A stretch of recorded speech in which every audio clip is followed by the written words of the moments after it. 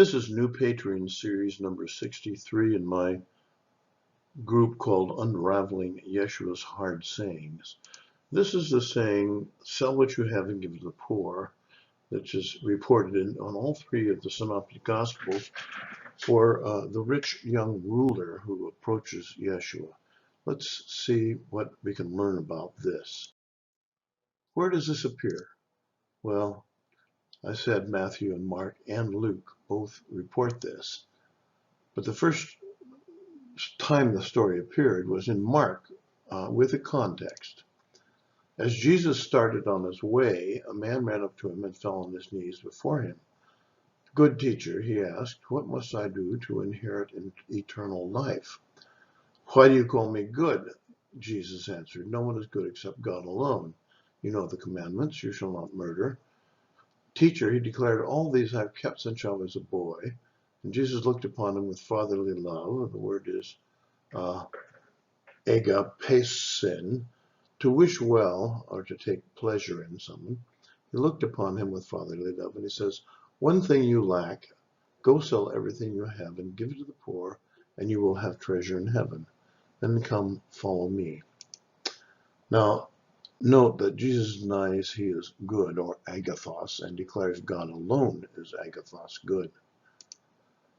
The Greek word means intrinsically good, good in nature. If authentic, the Aramaic Hebrew word used would be tov, meaning essentially the same thing. Mark's Christology is known to scholars as adoptionism. This statement implies that the authors of Mark thought that Jesus did not become Christ or the adopted Son of God, as opposed to the Pauline kenosis, until after his ministry, probably during his crucifixion. Eloi, Eloi, lama sabachthani, which is being interpreted, my God, why hast thou forsaken me?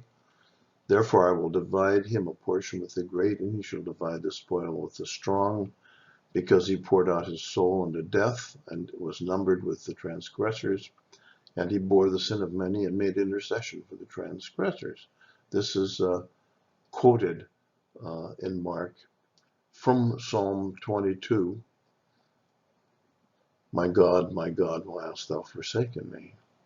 Whether this was actually said by Yeshua on the cross is questionable. Well, is it authentic? Here is the argument for authenticity. It's a strong argument, and we have to look at it. It appears in all three Gospels. There are parallel concepts in both the Gospels and epistles in other places. For example, in Luke 12:33, tells his disciples to sell your possessions and give to the needy. Provide yourselves with money bags that do not grow old, with a treasure in the heavens that does not fail, where no thief approaches and no moth destroys. In the first epistle of John, 3rd chapter, but if anyone has this world's goods and sees his brother in need, yet closes his heart against him, how does God's love abide in him? Little children, let us not love in word or talk, but in deed and in truth. The desert fathers and mothers gave up possessions to become monks. This is a good book, worth reading.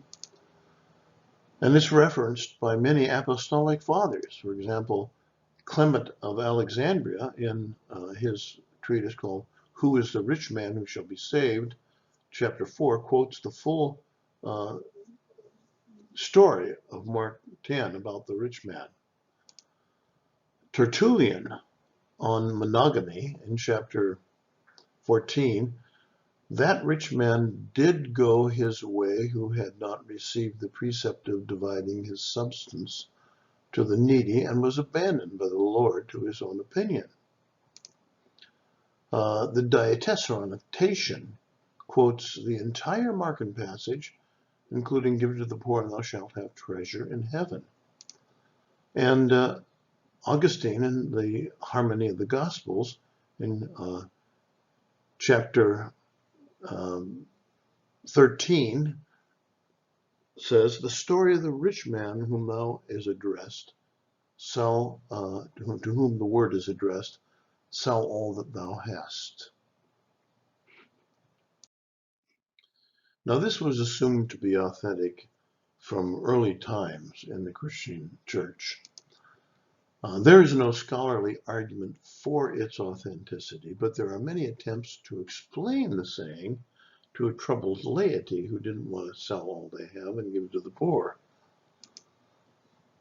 For example, Dan Van Lugt, an online pastor in the Daily Bread Ministry, says, Jesus didn't rebuke friends who owned property or command them to sell their homes and businesses.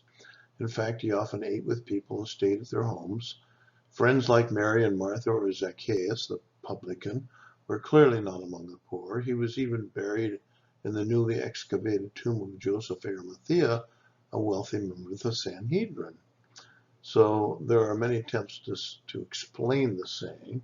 Here's another one. Troy Nugent in Quora in July 27th, and he's a layman, he says, Jesus is not calling all of us to sell our stuff. If you believe God is calling you to sell some stuff and give it to the poor, then follow your conviction. The man owned much property, meaning he had more than he needed. He was not giving to the poor. A good person gives to the poor and follows Jesus. That's his explanation. There's a proximity in Luke to the story of the self-righteous tax collector. And Matt Perman, who's director of career development at King's College, another layman, says, the rich young ruler failed to learn the lesson of the Pharisee and the tax collector. Jesus had just pointed out how the guy who claimed to have kept all the commandments was not justified.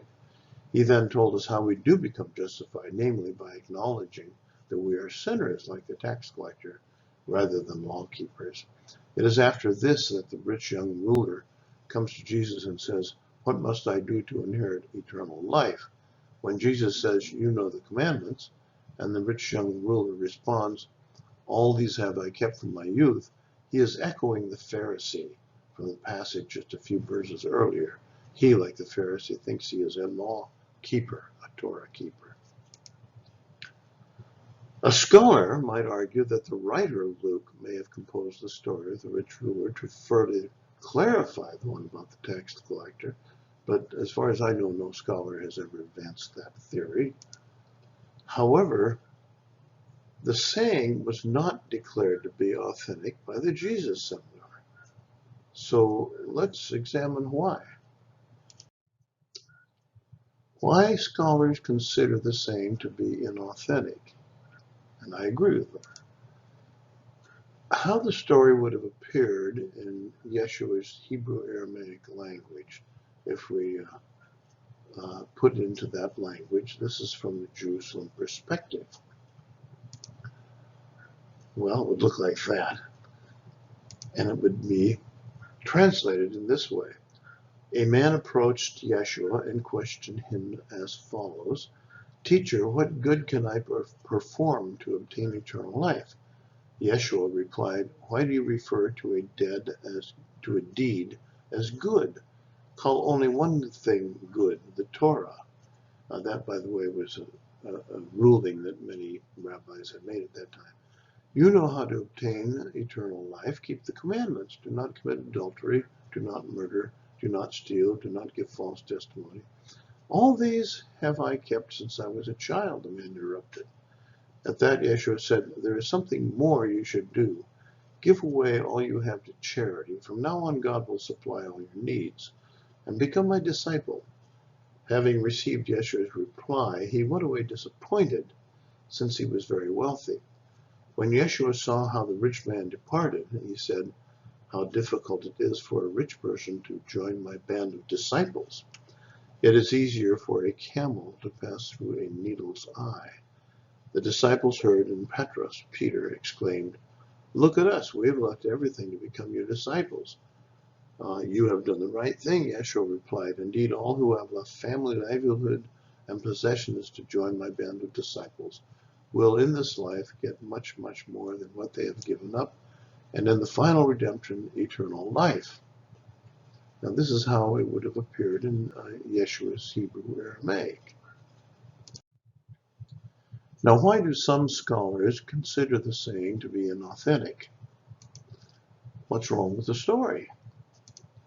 Well, Petros, is represented many times in the New Testament as traveling with his wife and returning to Capernaum for his business, so he probably did not abandon home, family, and business, as it claims that the disciples must have done, according to statements we find in some places. Other disciples would join Yeshua's peripatetic entourage for periods of time, then return to their families and businesses, according to several sources. The rich man's testimony that he had kept the commandments from his youth, which seemed to indicate that he was not a young man. However, Matthew transforms him into a young man, and he deliberately omits the phrase that "from my youth" in his parallel to Mark 10:20 in order to avoid the contradiction that retaining this phrase "from my youth" would have caused. In Mark 10:17, the genitive absolute construction in Mark's opening phrase is characteristic of Greek composition rather than translation from the Hebrew source. And the requirement for poverty and other forms of asceticism characterized later forms of Christianity, not the earliest forms, which were communal. The Jesus Seminar did not find Yeshua's saying in the story to be authentic. What is my opinion? Yeshua may have advised a rich young man who wanted to become a disciple to sell his possessions and give the proceeds to a synagogue charity, which would have made sense. But there's no way to verify the authenticity of the story.